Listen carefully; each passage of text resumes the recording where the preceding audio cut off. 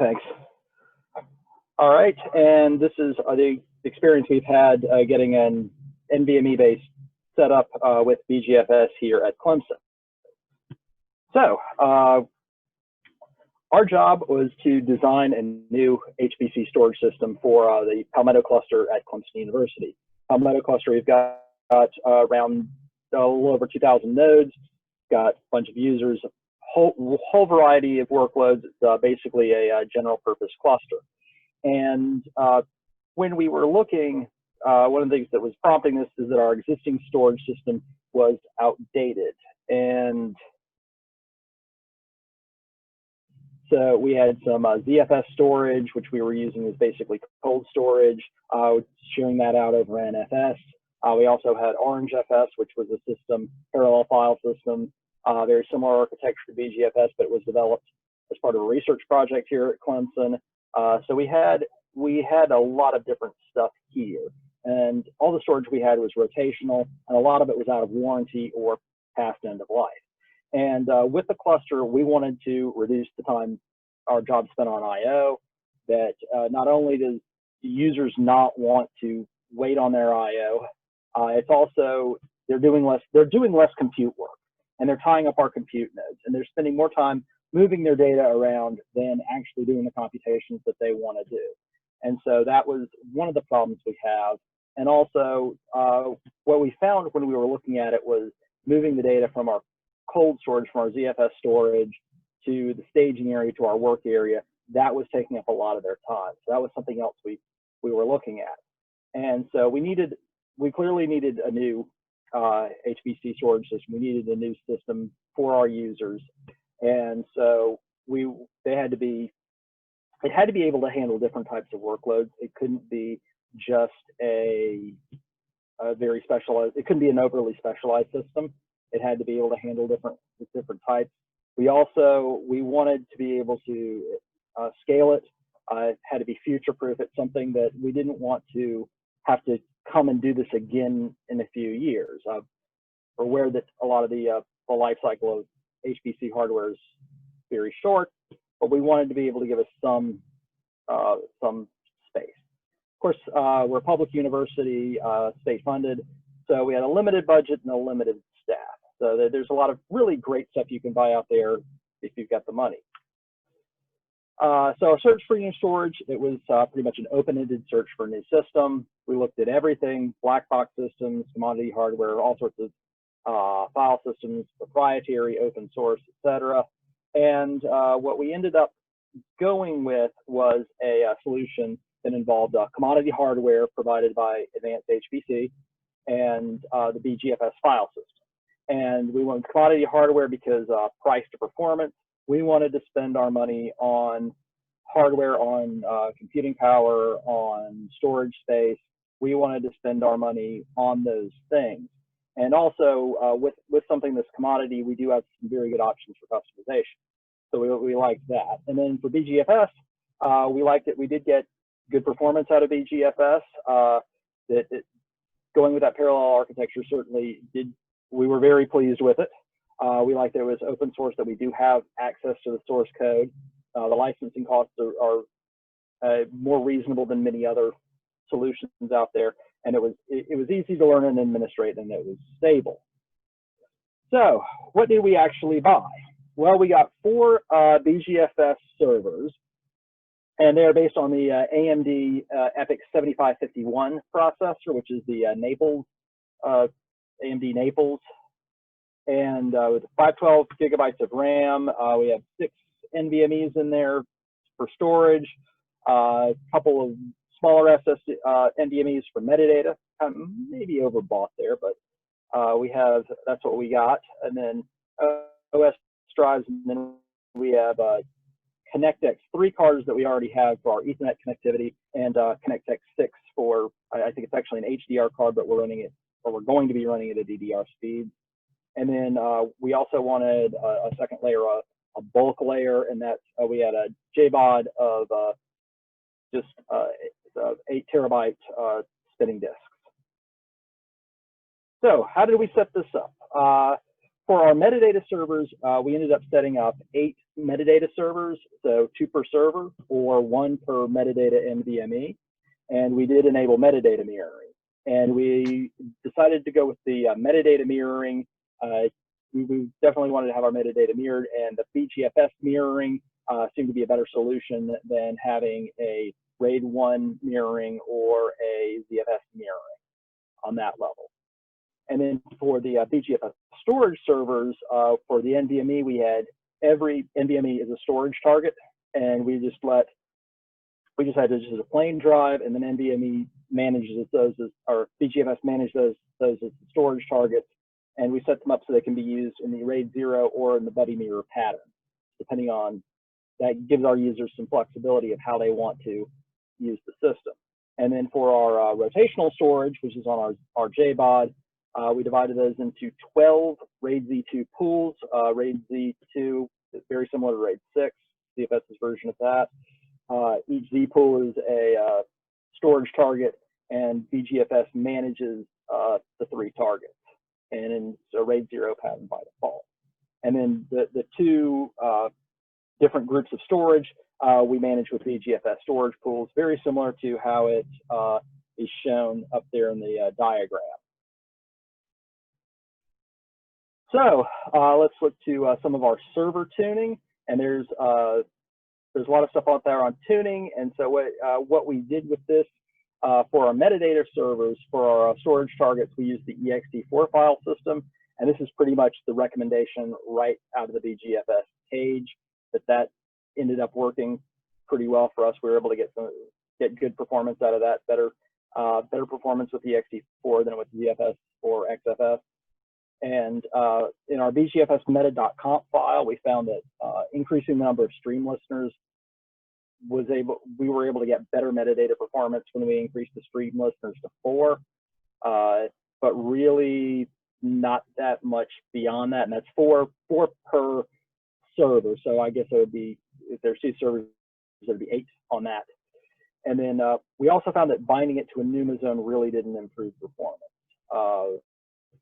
So we left that disabled. And again, it said multi-mode, we did 1 server per target and 2 servers over the whole system. And for our kernel tuning, we looked at the scheduler. The no-op scheduler worked best for metadata, and which is normal for most flash-based storage. No-op tends to work fairly well. And then read ahead, set that to 4096. So our storage server, this is a little more interesting, I guess.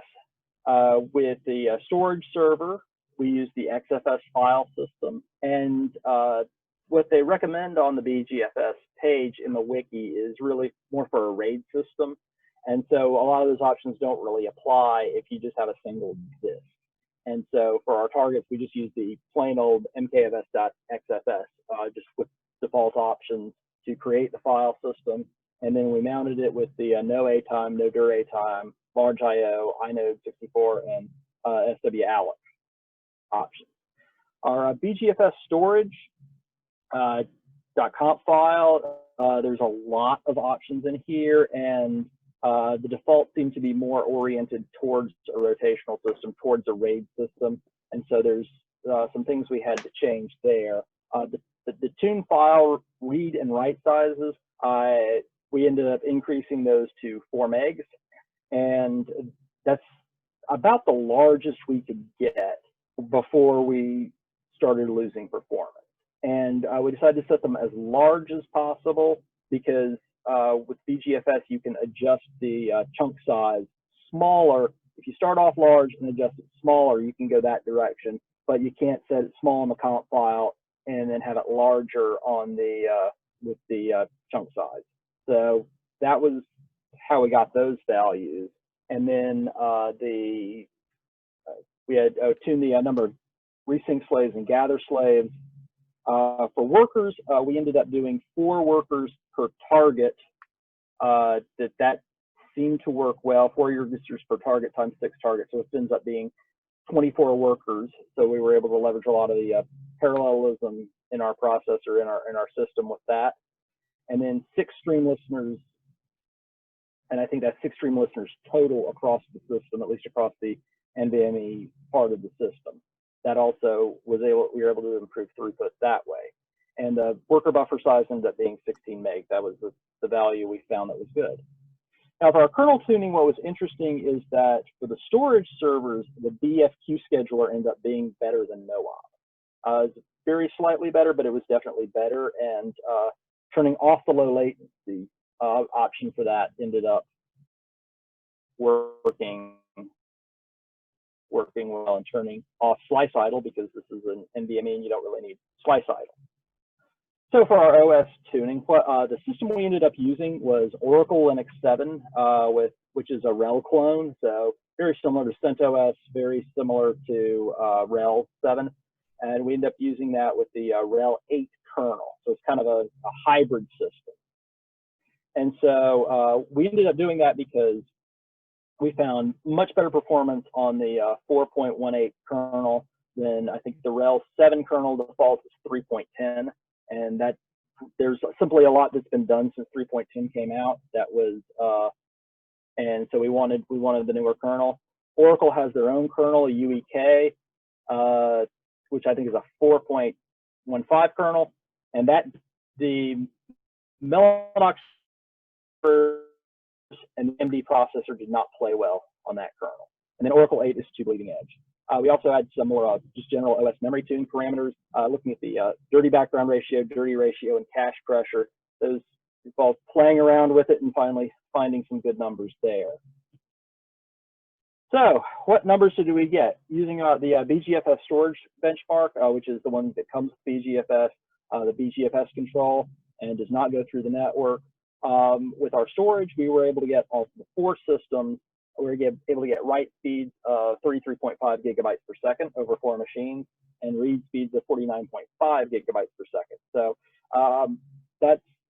we think that was pretty good. We're hoping to get a little bit better, but that seems to be, it seems that there's seems like the issues, some of the issues there may be just trying to get better file system access from the kernel. That it was really about what we expected given what our writes to the file system look like. And then of course CFS was rotational storage, not bad, but that's not the high performance NVMe is. So we also ran some IO 500, and this is we'll start off with the slow, and we'll start off with the ZFS. What our rotational storage was like. Our throughput 12 gigabytes per second max throughput, 9 on 12 for write, 9 for read. And compared to what we had before with the ZFS, it looks like there's some write caching going on, write buffering going on. That's why we're seeing better performance with the IOR Easy Write. The big thing we noticed is that with any rotational storage, the hard write problem, which is in IOR, the hard write is it's a complex write to a large single shared file from multiple processes.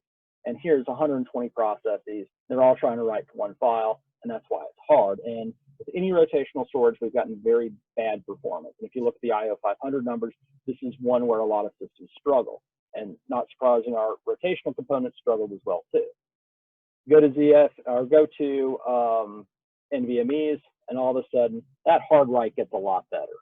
And that is the big area of improvement that we see with NVMe is we do definitely get better throughput from our IOR Easy Write and our IOR Easy Read.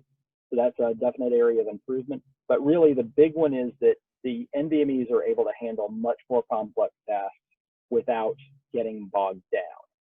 And this is the RAID 0 pattern. These are the best numbers we can get, at least data security, at least amount of data redundancy, that is. So we were able to get that out of that, and that is just those are some numbers we were very pleased with. And then looking at buddy mirroring, what we were able to do is generally we were able to get good read performance. The write performance, not surprisingly, was about half of what it was under RAID 0 because every write you have to write twice. So at some of the numbers we got, our metadata performance, we were we were plenty happy with that as well, and getting low on time. So just in conclusion, we were able to create a flexible high-performance solution within our budget, and the scalability of BeeGFS allows us to grow as demand and use increase. Right now, we can certainly, with the system we bought, we can easily just add more NVMe's and just add them to BeeGFS and just grow as we need to. Oh, that was the other thing. The sequential I/O performance saturates the FDR connections. And if you look at the previous slides, one of the reasons our sequential write was lower than it should have been, lower in the IO 500 than it would have been on the BeeGFS benchmark, is we found that our FDR connections that we have were being saturated. And we're supposed to get some EDR cables in soon, and hopefully we can get some better numbers with that once we get the newer connections. But we were very, very pleased to see that our servers were no longer an IO bottleneck, that, okay, well, time to upgrade our network connection. Big improvements on random writes to large shares files in IOR hard, and the storage pools allow us to have both the rotational storage and the NVMe in a single file system. So that's definitely an advantage. And then one suggestion is we'd like to see better data migration and movement tools. And that's all I have for now.